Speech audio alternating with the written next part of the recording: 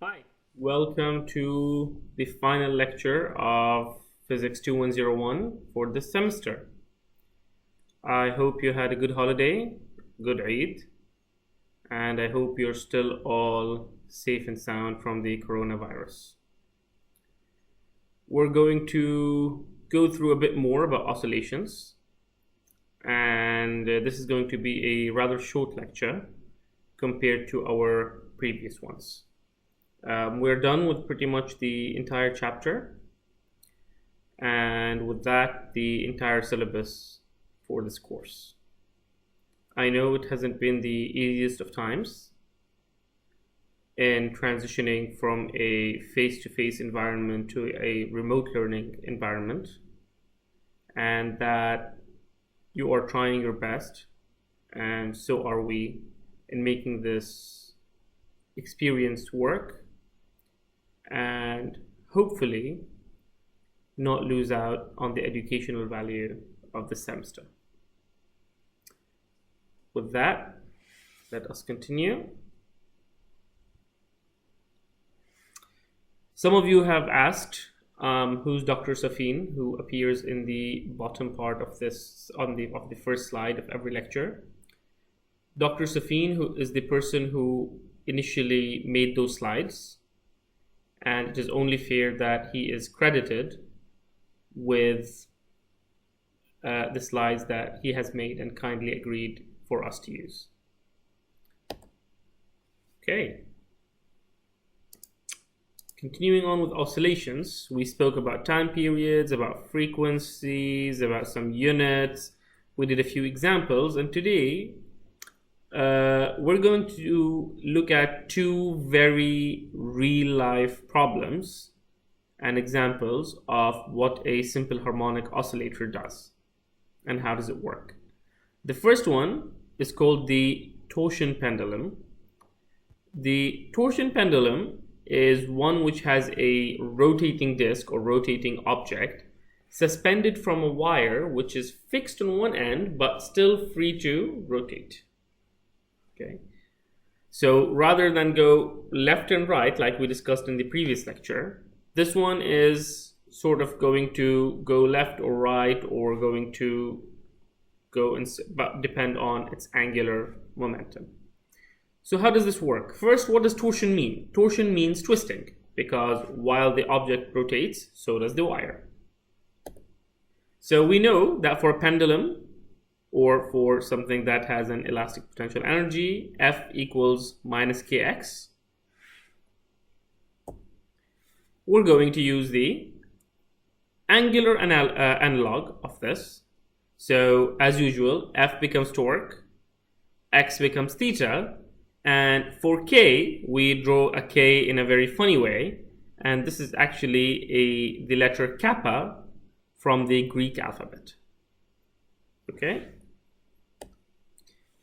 So kappa is the torsion constant, just like k is the spring constant. Kappa is what we call the torsion constant, and it depends on the length, the diameter, and the material that the suspension wire is made of. So a wire that's made of wool or thread would have a different materials than something made out of copper or of steel, for example. So how's our time period calculated? We proved in the previous lecture that t equals 2 pi square root m over k.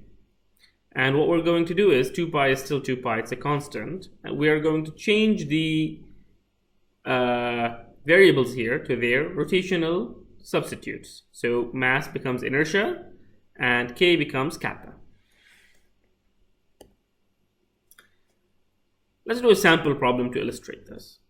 Figure A shows a thin rod whose length L is 12.4 centimeters and mass M is 135 grams, suspended at its midpoint from a long wire. Its period, TA of angular simple harmonic motion, is measured to be 2.53 seconds. An irregularly shaped object, we'll just call it X because we don't know what it is then hung from the same wire as in figure B, and its period is supposed to be 4.76, or is found to be 4.76. We want to know what is the rotational inertia of object X about its suspension axis. Now, an important point to remember here is that since we're using the exact same wire with the same length and the same diameter and the same material, the properties of the wire and anything it affects remain the same. So, moment of inertia of the rod we know is 1/12 of ml squared. We put the numbers in and we get 1.73 x minus 4. Now we know TA and we know TB. TA is IA over kappa, TB is IB over kappa. If we want to find IB, we simply need to rearrange these two equations and find it out.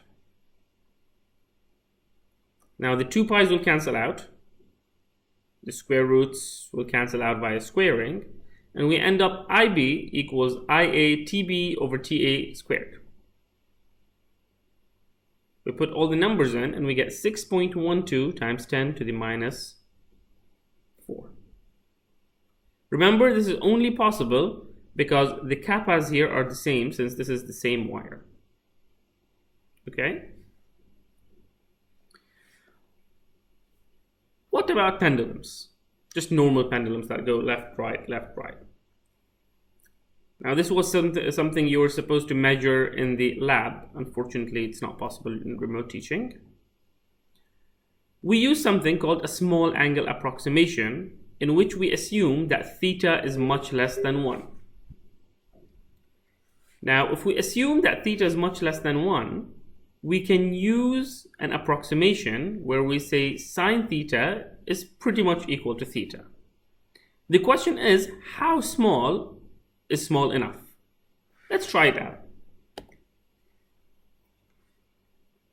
If theta is in degrees, if 5 degrees, and radians is 0.087, sine theta is still 0.087.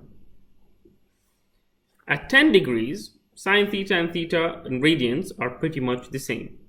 Now you might be confused, why do we compare it with radians?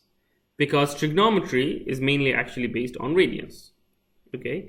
Degrees are just much easier numbers to deal with intuitively with the human brain. 5, 10, 15 is way better than 0.087, 0.174, or so on and so forth. But if you remember, when we're actually defining the sines and cosines and tangents, we used things like sine 30, sine 45, sine 90, as those were pi, pi over 2, and so on and so forth. And that's in radians. Now, as soon as we go to 15 degrees, theta is 0.262, sine theta is 0.259. That's about a 1% off. At 20 degrees, we go at about 2% off. What about at 30 degrees or 25 degrees? Well, what would happen is it would keep increasing. So 1, 2 is going to become 5%, 10%, and so on and so forth. So what we can say is, as a conclusion, as long as theta is less than or equal to 10, we are about fine. We make less than 1% error. So we can assume sine theta equals theta. When is this useful? Well, let's look at a simple pendulum. This is our pendulum. This is our mass, Fg downwards. Weight. There will be a sine component and a cosine component. And what we're going to say is, let me actually bring it all down. We're going to say, okay, F equals MA, torque equals I alpha. We're not going to forget these two. Okay. Now we know the torque is given by Fg sine theta L, because remember, torque is equal to R cross F. My R here is L, and my force here is Fg sine theta. if I rearrange this whole thing, I get alpha equals minus mgl over I theta. For simple harmonic motion, we know acceleration is minus omega squared x. So I end up with omega equals square root of mgl over I. What do I do with this? Well, now that I know my time period is 2 pi square root I over mgl, I can use it to calculate the time periods of physical objects, not just ideal spheres or ideal rods. Now, first thing first, let's assume we have a very simple pendulum. We want to make sure this works perfectly. So I'm going to say my physical pendulum is just a tiny sphere, which is perfect. Well, I'm going to say fine. Then my inertia is ml squared. If I substitute that, I will end up with simply 2 pi square root L over G. So we have reduced back to the simple pendulum that we looked at before. I'll do an example on this in a second, but first I'd like to share a PIQ with you. There is a kid swinging on a swing with a period t. A second child climbs on the first, doubling the weight on the swing. What is the period of the swing now? Does it change? Does it increase? Does it decrease? Does it stay the same? Think about it. Another one. A pendulum clock is adjusted at sea level. The clock is then taken to an altitude of several kilometers. How will the clock behave in its new location? Remember, your time period has G in it, and G at sea level is different than G at several kilometers. So, looking at a physical pendulum, we have something that's very weirdly shaped. We find where the center of mass is, we find what Fg is, and then we do Fg sine theta and Fg cosine theta. Now for small angular amplitudes, the motion would still be simple harmonic. So my period is 2 pi square root I over mgh. I'm gonna do this so that it's clear that this is an I.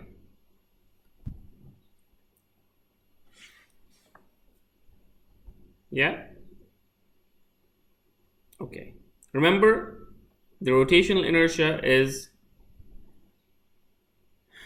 of the pendulum about O, not about C. Okay? So we have to take this into consideration, this distance. Let's do a practical example. In the figure, a meter stick swings about a pivot point at one end at distance h from the stick's center of mass. What is the period of the oscillation? What is the distance L0 between the pivot point of the stick and the center of oscillation of the stick? Well, let's see. T equals 2 pi square root I over mgh. What is I of the rod? 1/3 ml squared here. And mg are constants. H is half L. It's at half the distance from the center of the entire rod. We end up with 2 pi square root 2L over 3g, which is 1.64 seconds.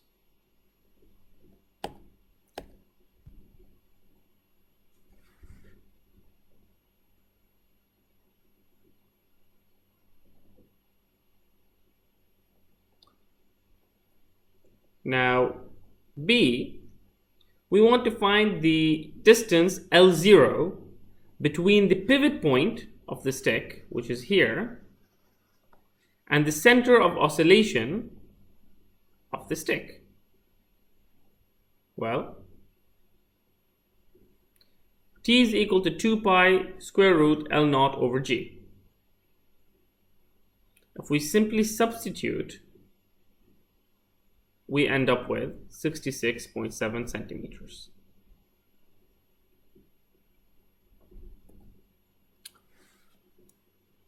Another PIQ. A pendulum swings in simple harmonic motion at the surface of the Earth. The angle the pendulum makes relative to its equilibrium position is given by 1.14 cosine 5.7 t. Remember, theta equals theta naught cosine omega t plus phi, where t is in seconds. What is the length of this pendulum?